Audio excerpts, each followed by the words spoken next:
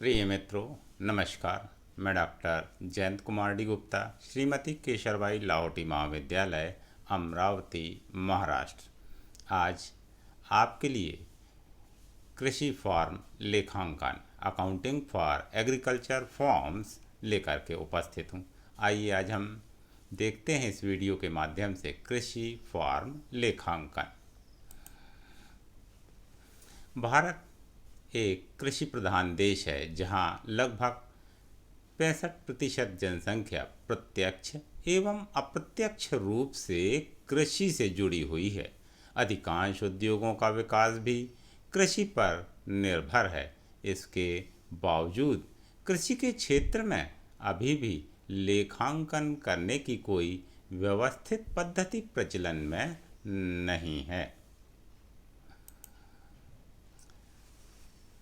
हमारे देश में कृषि लेखांकन न रखने के पीछे कुछ कारण दृश्यगत होते हैं, जिन्हें हमने कुछ बिंदुओं में यहाँ प्रस्तुत किया है। सबसे पहले है कृषकों के मध्य अशिक्षा। जैसा कि हम जानते हैं, ग्रामीण क्षेत्रों का सबसे बड़ा अभिशाप है अशिक्षा।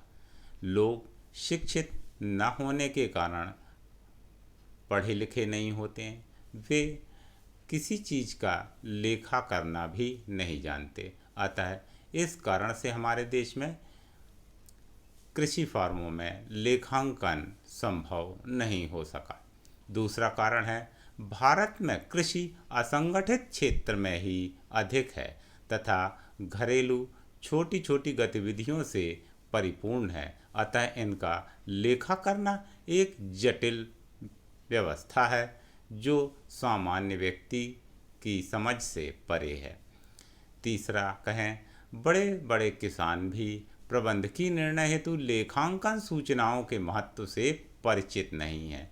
हमारे देश में जो कृषि करने वाले कृषक हैं, वे भले ही बड़े बड़े कृषक भी हों, उन कृषकों में आज भी लेखांकन सूचनाओं के द्वारा हम हमारे कृषि फार्म का प्रबंधन किस ढंग से सुधार सकते हैं, इस बात से परिचित न होने के कारण भी उनके मध्य कृषि लेखांकन ज़्यादा प्रचलित नहीं हुआ। चौथा कारण है कृषक लेखाकार की नियुक्ति करने में रुचि नहीं रखते तथा वे इस खर्च को व्यर्थ मानते हैं। हमारे देश में लोग यह समझते हैं कि जो हमने कमाया वह हमारे लिए है। हमने नाहक ही, व्यर्थ ही किसी चीज़ का लेखा क्यों करना चाहिए और एक लेखाकार की नियुक्ति करके उसके ऊपर हम आर्थिक व्यय क्यों करें, जो हमारे कार्य में एक आर्थिक बोझ होगा और हमारे आय को कम करेगा। पांचवा कारण है विभिन्न राज्य सरकारों द्वारा लगाया गया कृषि आयकर बड़े किसानों द्वारा उचित लेखा पुस्तकें रखने पर कठोरता से जोर नहीं देता।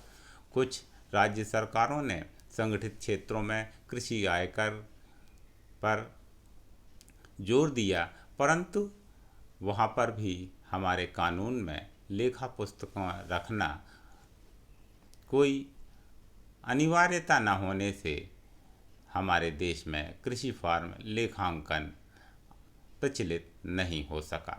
तो ये कारण हैं हमारे देश में फार्म लेखांकन न रखने।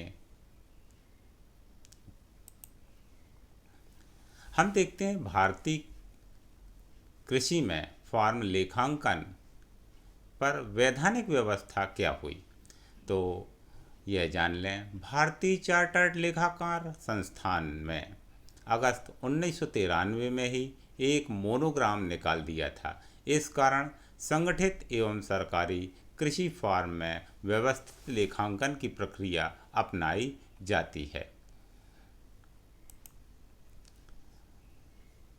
भारत में अन्य विकसित राष्ट्रों की अपेक्षा कृषि फार्म लेखांकन शैशव स्तर पर ही है। आइए हम देखते हैं फॉर्म लेखांकन यदि हम रखें तो हमें क्या लाभ होंगे। सबसे पहले कर संबंधी वैधानिकताओं की पूर्ति। जो व्यक्ति को आयकर भरना होता है तो आयकर के लेखांकन के लिए जो वैधानिक आवश्यकताएं हैं उन वैधानिक आवश्यकताओं की पूर्ति फॉर्म लेखांकन के द्वारा होती है। दूसरा है लेखा समंकों से मूल्यवान सूचनाएं उपलब्ध होती हैं। यदि हम प्रत्येक उत्पाद के प्रत्येक भूखंड के व्यवस्थित लेखे रखें तो हमें यह पता लगेगा कि किस भूमि पर कितना उत्पादन व्यय हुआ और उत्पादन व्यय होने के बाद उत्पादन कितना मिल रहा है, वह लाभप्रद भूमि है या नहीं, या किन स्तरों पर हमारा व्यय अपव्यय में बदल रहा है और हम उन पर नियंत्रण कर सकते हैं। वित्तीय संस्थाओं से ऋण लेने में सुविधा। जब हम किसी वित्तीय संस्था से ऋण लेते हैं तो वह हमारी आर्थिक स्थिति को जानना चाहती है और आर्थिक स्थिति के जो परिचायक हैं वह है हमारे अंतिम लेखे। यदि हम लेखांकन करते हैं और फॉर्म के लेखांकन का व्यवस्थित रिकॉर्ड रखते हैं तो हम अपने आर्थिक लेखे बैंकिंग संस्थाओं या वित्तीय संस्थाओं को दे सकते हैं और वित्तीय संस्थाएं इसके आधार पर हमें ऋण प्रदान कर सकती हैं। नेक्स्ट है वित्तीय स्थिति तथा लाभदायकता की जानकारी।